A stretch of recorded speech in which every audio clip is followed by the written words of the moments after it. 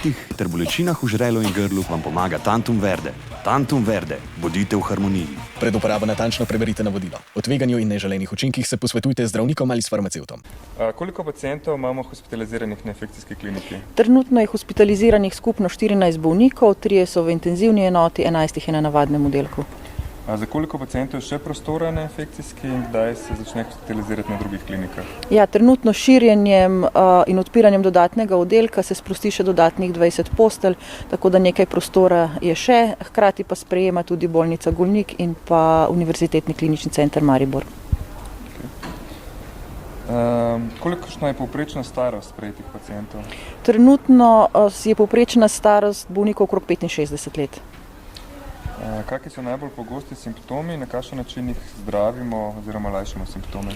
Najpogostejši simptomi so vročina, kašelj, pri teh, ki so bolj prizadeti, pa potem še potreba po kisiku, tako da te, pri katerih je nasičenost krvi z kisikom prenizka, dobivajo dodatek kisika, pri ostalih, ki tega ne potrebujejo, sledi ostalo simptomatsko zdravljenje, se pravi zniževanje vročine, lajšanje bolečin, drugega specifičnega zdravljenja pri lažjih primerih nimamo.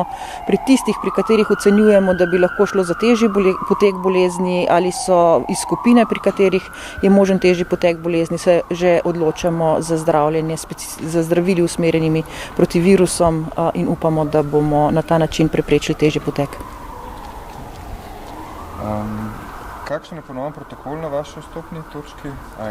Protokol ostaja enak, se pravi, načeloma mi želimo, da k nam prihajajo bolniki s težjim potekom bolezni in že potrjeno okužbo, zaradi tega, ker naše kapacitete ne omogočajo, da bi gledali vse bolnike, tudi tiste, ki so negativni, kar se tiče COVID, tako da to morajo še vedno triažo narediti na primarnem nivoju.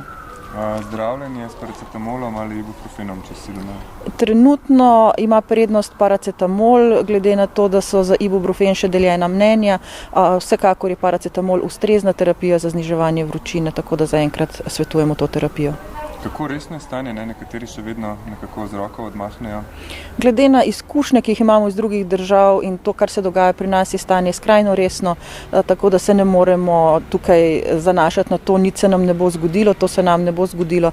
Treba je upoštevati mnenje stroke in se tega tudi resno držati.